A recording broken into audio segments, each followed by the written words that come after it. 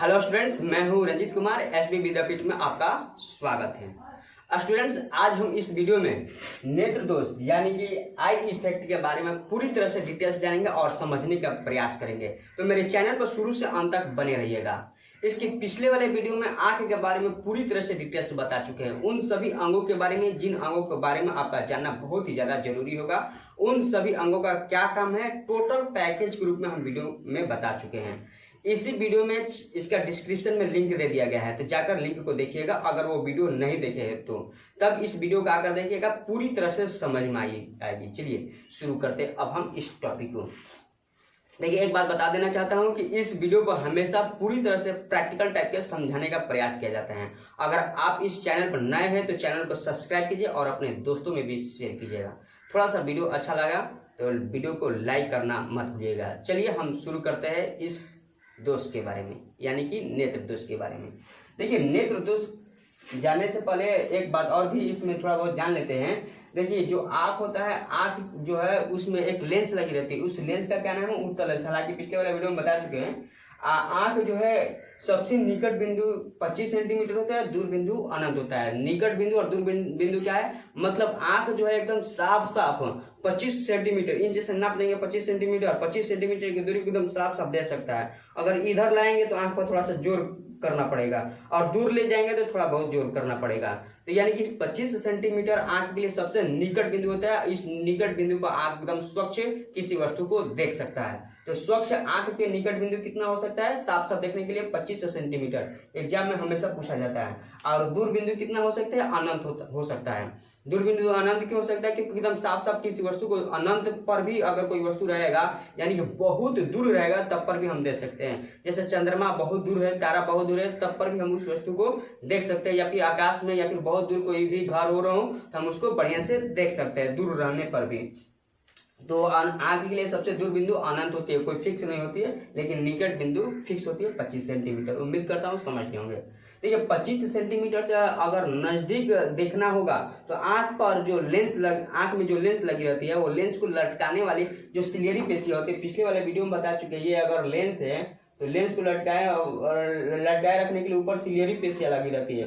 ये देखिए, ये जो होती है ये लेंस को आगे और पीछे करने में मदद करती है। यानी कि सिलियरी पेशियां लेंस को आगे और पीछे करने में मदद करती है, जिसके कारण वस्तु हमको साफ दिखाई देती है। अब इसी से रिलेटेड हम बात करते हैं। सबसे पहले समंजन क्षमता यानी कि एकोमोडेशन क्या है। देखिए, क्या होता है एकोमोडेशन, ध्यान से सुनिएगा।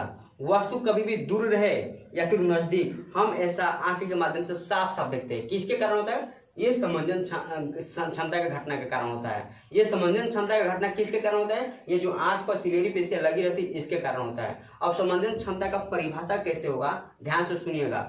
वस्तु दूर रहे या फिर नजदीक, हम ऐसा हमेशा साफ देखते हैं। ऐसा सिलियरी मांसपेशियों के तनाव को बढ़ाकर और घटाकर किया जाता है। इस घटना को समंजन क्षमता या फिर एकोमोडेशन कहते हैं। उम्मीद करता हूं कि आप समझ गए होंगे समंजन क्षमता क्या होता है। इसका मतलब क्या होगा? दूर रहेगा या फिर नजदीक रहेगा, हम एकदम पूरी तरह से साफ देखते हैं वस्तु को। इस घटना को समंजन क्षमता कहते हैं। क्लियर? अब हम बात करते हैं नेत्र दोष के प्रकार के बारे में। सबसे पहले हम नेत्र दोष यानी कि नेत्र दोष क्या होता है, ध्यान से सुनिएगा। जैसे मैंने कभी क्या होता है कि किसी घटना के कारण हमारा आंख जो है न तो दूर की वस्तु देख पाता है और न कभी नजदीक की वस्तु देख पाता है, या फिर कभी न तो दूर के और न ही नजदीक के, दोनों सिचुएशन में वस्तु नहीं देख पाता है। इस घटना को हम लोग दृष्टि दोष कहते हैं, यानी कि नेत्र दोष कहते हैं। किसी भी घटना के कारण हमारा आंख अगर नहीं देख पा रहा है किसी भी वस्तु को, हमारा आंख में दोष हो चुका है। दोष का परिभाषा किसी भी प्रकार से देना होगा तब आराम से दे सकते हैं कि वैसा सिचुएशन जिसमें आंख नजदीक की वस्तु न देख पाए या फिर दूर की वस्तु न देख पाए, इस घटना को हम लोग दोष कहते हैं। अब दोष मुख्य रूप से 3 प्रकार का होता है, ध्यान से सुनिएगा। ये तीनों प्रकार है। पहला है निकट दृष्टि दोष, इसको इंग्लिश में शॉर्ट साइट टेंडेंस कहते हैं। इसका अन्य नाम इंग्लिश में मायोपिया है। ये है दूर दृष्टि दोष दूसरा, जिसको इंग्लिश में फार साइड टेंडेंस कहते हैं। इसका अन्य नाम इंग्लिश में हाइपर मैक्रोपिया कहते हैं। और ये है ज्यादा दूरदर्शिता, इसका इंग्लिश में प्रेस बायोपिया कहते हैं। क्लियर?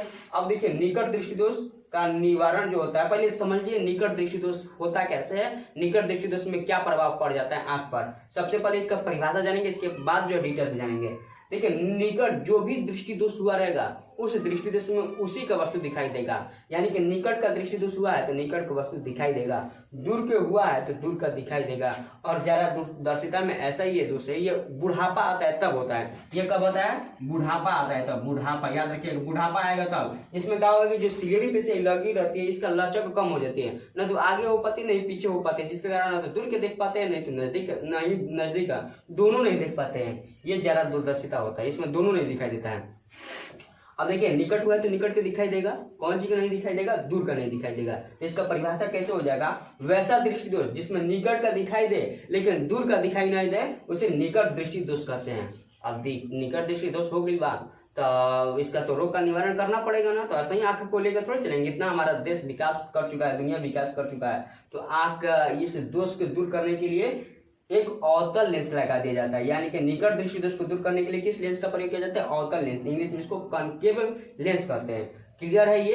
अब आते हैं हम यहाँ पर दूर दृष्टि दोष। दूर दृष्टि दोष में क्या होगा, दूर का तो दिखाई देगा, अभी बताए ना, दूर का दिखाई देगा, क्या चीज का नहीं दिखाई देगा, नजदीक का नहीं दिखाई देगा। तो वैसा दृष्टि दोष जिसमें दूर का वस्तु दिखाई दे लेकिन नजदीक का नहीं दिखाई दे उसे दूर दृष्टि दोष कहते हैं।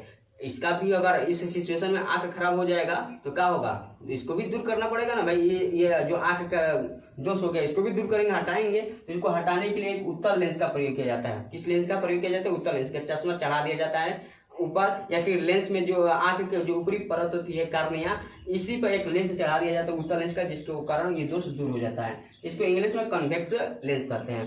अब ज्यादा दूरदर्शिता अभी भी बताया कि ज्यादा दूरदर्शिता में क्या होता है कि उम्र बढ़ने के साथ साथ आंख के सिलेरी पेशिया की लचक कम हो जाती है, जिसके कारण न तो दूर की वस्तु देख पाते हैं और न ही नजदीक के देख पाते हैं। इस घटना को ज्यादा दूरदर्शिता कहते हैं।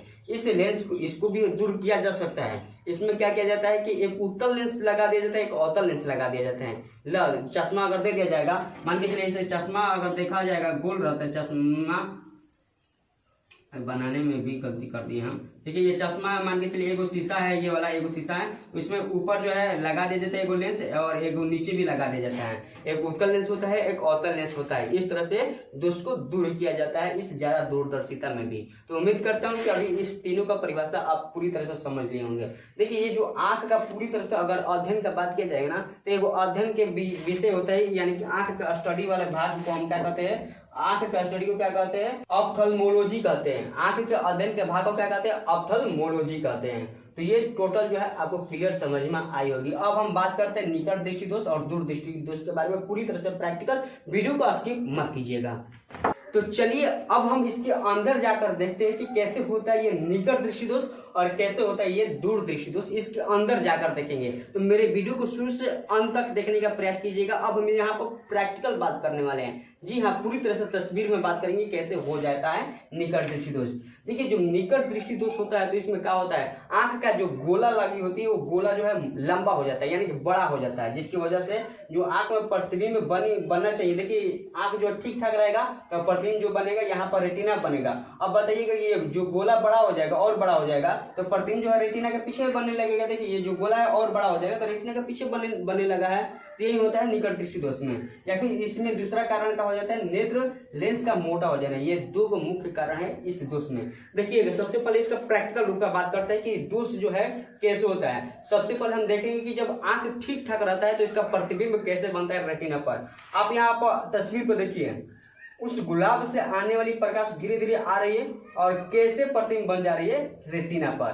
तो यहाँ आप देख लिए कि गुलाब से आ रही है प्रकाश और प्रतिबिंब बन रही है रेटिना पर। लेकिन जब यही गोला बड़ा हो जाता है, ये जो नेत्र गोला का जो है बड़ा हो जाता है, तो उसका प्रतिबिंब आप देखिए स्क्रीन पर आप देख लिए, ये स्क्रीन पर आप देख रहे हैं कि इसका जो प्रतिबिंब बन रहा है गोला के पहले ही बन जा रहा है। ये जो है हमारा दोष हो गया निकट दृष्टि दोष। ये हमारा जब निकट दृष्टि दोष हो गया तो उसको भी दूर करना पड़ेगा। तो अब दूर करने के लिए देखिए क्या किया जाता है, जब ये गोला का पहले ही बन जाता है तो इसके पहले एक और लगा दिया जाता है लेंस।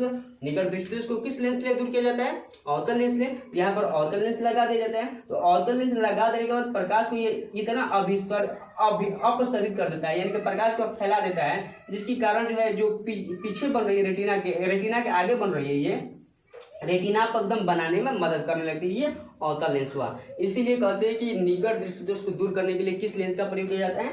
अवतल लेंस का प्रयोग किया जाता है। तो उम्मीद करता हूँ कि निकट दृष्टि दोष का जो कारण है वो आप समझ लिए होंगे और किस तरह से हो रही है निकट दृष्टि दोष। अब हम बात करते हैं यहाँ पर दूर दृष्टि दोष के बारे में। देखिए, दूर दृष्टि दोष में यही होता है। आप फिर से एक बार तस्वीर देखिए कि जब आंख ठीक ठाक रहेगा तो प्रतिबिंब जो है रेटिना पर कैसे बनेगा। आप यहाँ पर फिर से देखिए, जब गुलाब से प्रकाश आ रही है तो कैसे जाकर रेटिना पर इसका प्रतिबिंब बन रही है। ये स्वच्छ आंख के लिए होता है। लेकिन जब ये दोष हो जाता है हमारा दूर दृष्टि दोष, यानी कि इसमें क्या होगा, नेत्र गोलक का छोट हो जाएगी। तो छोट हो जाएगा, देखिए ठीक ठाक है और छोट हो जाएगा, मान के चलिए इतना छोट हो जाएगा तो प्रतिबिंब रेटिना का पीछे बनने लगेगा।